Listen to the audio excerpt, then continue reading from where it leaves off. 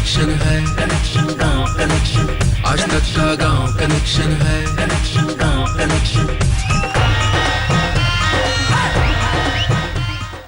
Radio पे एक काल्पनिक शहर की कहानियां सुनाता हूँ, गीत, किताबें, फिल्में लिखता हूँ, लेकिन ये वो सफ़र है जिसमें मैं आपको बदलते भारत के बदलते गाँवों की सच्ची कहानियाँ प्रस्तुत करता हूँ। नमस्कार, मेरा नाम है नीलेश मिश्रा।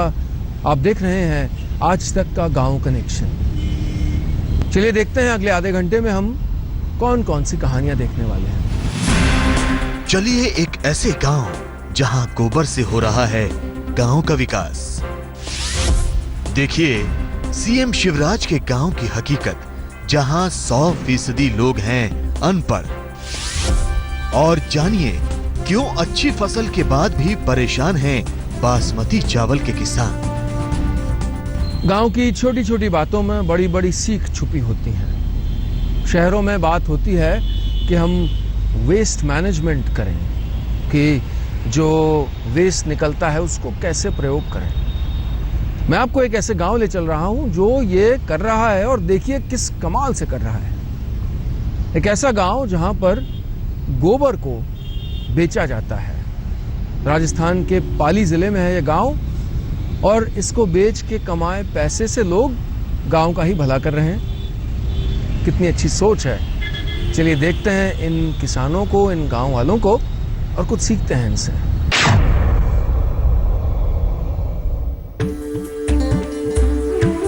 गोबर। आपके लिए इस गोबर की कीमत भले ही कुछ ना हो, लेकिन राजस्थान के पाली जिले के गुड़राई में ये गोबर सोना उगल रहा है। यहाँ पर लोग गोबर को फेंकते नहीं, बल्कि घूम घूम कर बटोरते हैं। गोबर को इनकम का जरिया बनाने की पूरी कहानी सुनेंगे तो हैरान रह जाएंगे। 2 कौड़ी के इस गोबर ने गांव वालों की जिंदगी बदल दी है।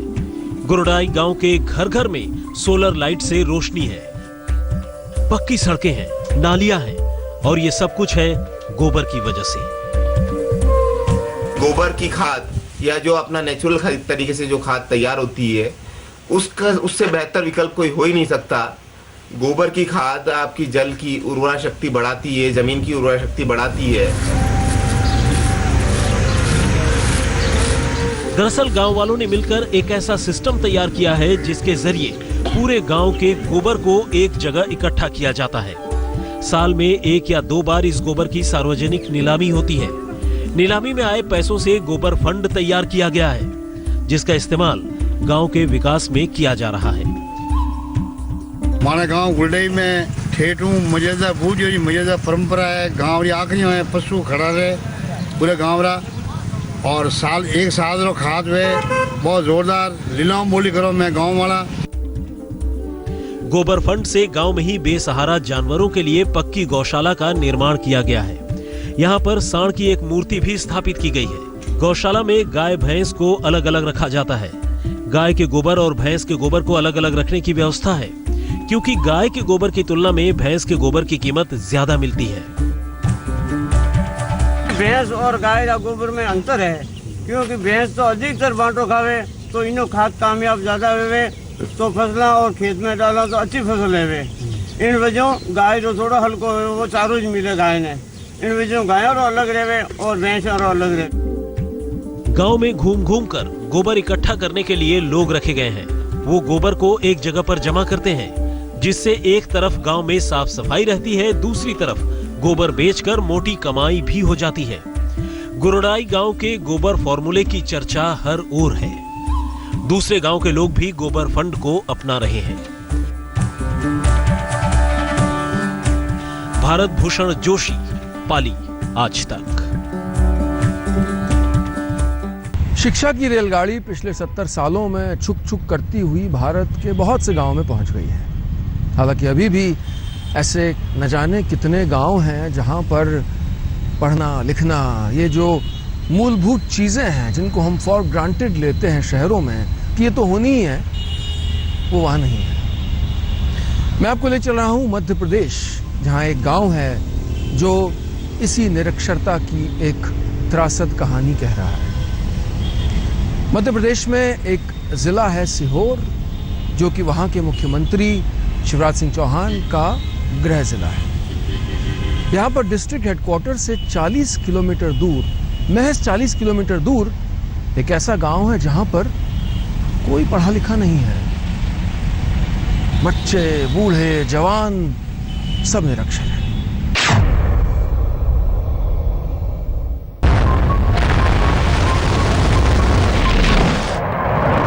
दुनिया भले ही मंगल ग्रह पर पहुंचने की तैयारी कर रही हो, लेकिन मध्य प्रदेश के सीहोर जिले के सेमरिया पठार गांव के लोग अभी भी बैलगाड़ी के जमाने में ही जी रहे हैं।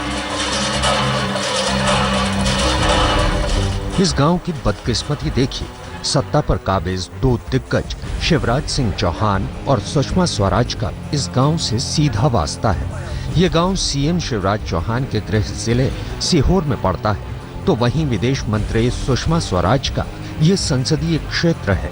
दो ताकतवर नेताओं के होते हुए भी आजादी के 68 साल बाद ये गांव अंगूठा छाप है। गांव के कोई भी पढ़ा लिखा नहीं है? कोई भी नहीं है साहब। क्यों? सब अनपढ़ है। क्या कहने लगे, स्कूल जाए तो बारिश में नदी पड़ती है दो, तो इसलिए नहीं जाते हैं। और हमारे जमाना में स्कूल ही नहीं खुला था, तो इसलिए हम भी अनपढ़ रह गए। स्कूल भेजने के लिए कोई नहीं आता? अधिकारी कोई नहीं आता साहब, सब अंगूठा छाप है यहाँ तो। चौंकाने वाली बात यह है कि अनपढ़ों का ये गांव मध्य प्रदेश के उस सीहोर जिले में पड़ता है जिसकी साक्षरता दर 95% है। गांव में मूलभूत सुविधाओं के नाम पर बस ये हैंडपंप है जो हर 4 दिन बाद खराब रहता है। लोग तालाब के गंदे पानी से प्यास बुझाने के लिए मजबूर हैं। पक्की सड़क छोड़िए, गांव में कच्ची सड़क तक नहीं है। बिजली तो इन लोगों के लिए 8वें अजूबे से कम नहीं है। घर से दूर होने की वजह से बच्चे स्कूल नहीं जा पा रहे हैं।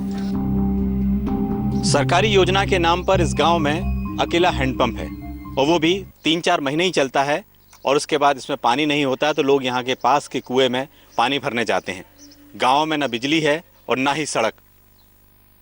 स्कूल की बात तो बहुत दूर है, और इन बच्चों से पूछते हैं कि आखिर ये स्कूल क्यों नहीं जाते? बेटा स्कूल क्यों नहीं जाते हो? दूर पड़ती है। दूर पड़ती है। आप क्यों नहीं जाते बेटा स्कूल? दूर पड़ती है। हाँ, पढ़ने नहीं जाते हो? सर दूर पड़ते हैं, नदी पड़ती है, इसलिए नहीं जाते हो। हाँ, स्कूल जाना चाहते हो? हाँ, नहीं जाना चाहते हो? क्यों? जाएंगे सर। जाना चाहते हो? वैसे ये तो बच्चे हैं, लेकिन ये स्कूल जाना भी चाहते हैं। यदि कोई सुविधा मिले तो जरूर ये स्कूल भी जाएंगे। ना तो लाइट है ना पानी है। बच्चे स्कूल जाते हैं पढ़ने? कोई कुछ भी नहीं जाए, कोई स्कूल जाए ना कोई जाए, घर रहते हैं, खेलते हुए तो घर में ही। अच्छा। हाँ। और कोई आता नहीं यहाँ पे कोई भी भेजने के लिए? कोई भी नहीं आते है ना, कोई सुनवाई नहीं हुई हमारी। कोई भी पढ़े लिखे नहीं है, सब अनपढ़ है। और बच्चे स्कूल नहीं जाते? कोई भी नहीं जाते हैं। क्यों? आप अपने बच्चे को नहीं भेजते स्कूल? तो बच्चे दूर पढ़े तो कैसे जाए स्कूल? स्कूल नहीं जाए, कोई भी साधन ही नहीं है यहाँ पे जाने के लिए, तो कैसे जाए? रास्ता में जाओ तो नदी पड़े, बड़ा पड़े, डर लगे, और कहीं ये से नहीं जाए कोई भी। सर्व शिक्षा अभियान के तहत इन बच्चों तक शिक्षा विभाग के लोगों को पहुंचना चाहिए था, लेकिन अफसोस ऐसा हो न सका। हालात ये है कि स्कूल में ताले लगे हुए हैं। ये गांव मुख्यमंत्री शिवराज सिंह चौहान का गृह जिला है और विदेश मंत्री सुषमा स्वराज का संसदीय क्षेत्र। लेकिन हाल आपके सामने है। 20 साल पुराने इस गांव में कोई भी पढ़ा लिखा नहीं है और बच्चे भी स्कूल नहीं जाते हैं। गांव की आबादी करीब 100 से ज़्यादा है और करीब 30-40 यहाँ पर घर भी बने हुए हैं, लेकिन सरकारी अधिकारियों का कोई भी नजरें इस तरफ नहीं है। कैमरामैन निशात के साथ अमित कुमार, सीहोर, आज तक। दाल में कुछ काला है, इससे जुड़े किस्से तो हम पिछले कई हफ्तों से सुनते आ रहे हैं। दाल की कीमतें आसमान छू रही थी इस साल।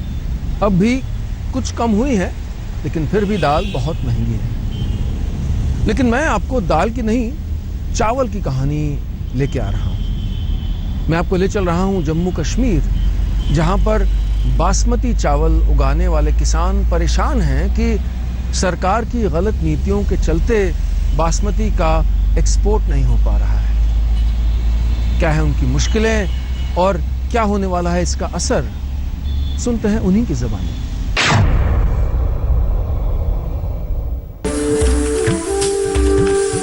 जम्मू कश्मीर के किसान इन दिनों चावल की फसल को लेकर बेहद परेशान हैं। उन्हें समझ में नहीं आ रहा है कि वो इन फसलों का क्या करेंगे।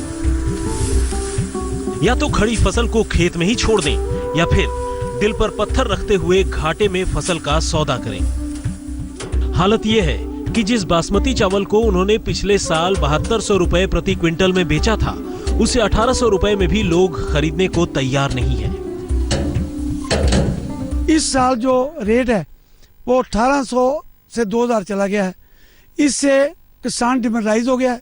जो लोग किसी की जमीन ठेके पर लेते थे, जुताई करते थे, किराए पर लेते थे, वो आज वो लोग किसान को जवाब दे रहे हैं कि हम ये खेती आपकी नहीं जुताई करेंगे, हमारे नुकसान बहुत ज़्यादा है। 26,000 रुपया जो लॉस है किसान का, 5 महीने मेहनत करने के बाद किसान जो है वो 0 पॉइंट से भी नीचे चला गया। तो 26,000 की जो लॉस है वो कहाँ से भरपाई करेगा।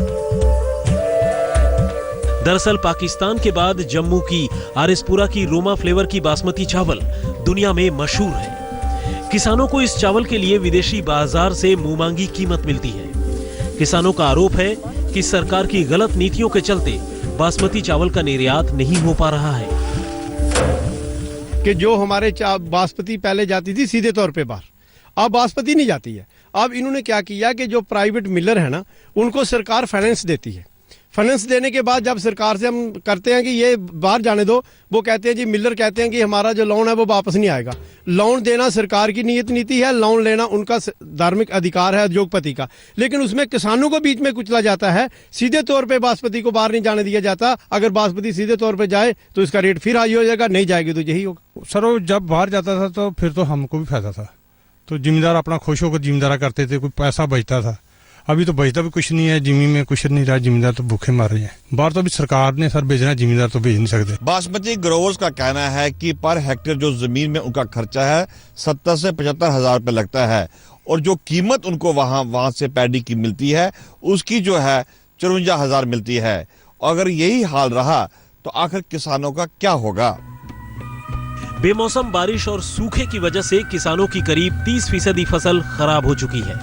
किसानों को उम्मीद थी कि बची हुई फसल को अच्छे दामों में बेचकर घाटे की भरपाई कर लेंगे, लेकिन सरकार की नीतियों ने उनके सपनों को चकनाचूर कर दिया।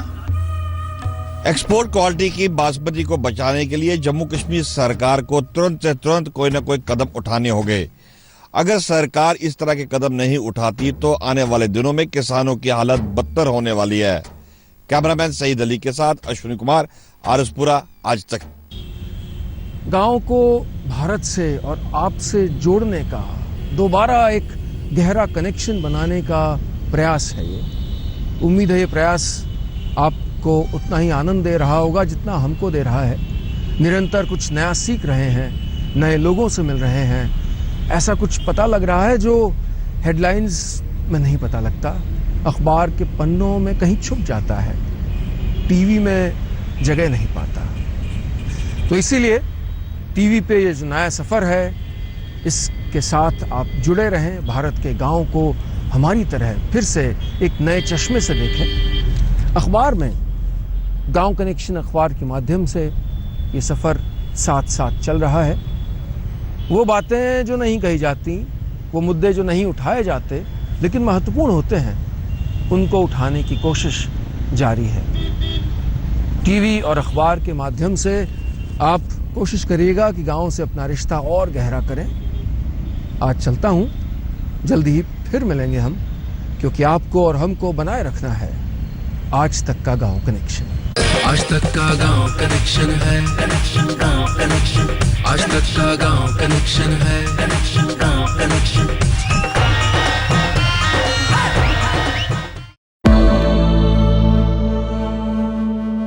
निसगम मनी पम ग नि पम ग स नि पम नि स प स जहाँ तक याद आती रहेगी।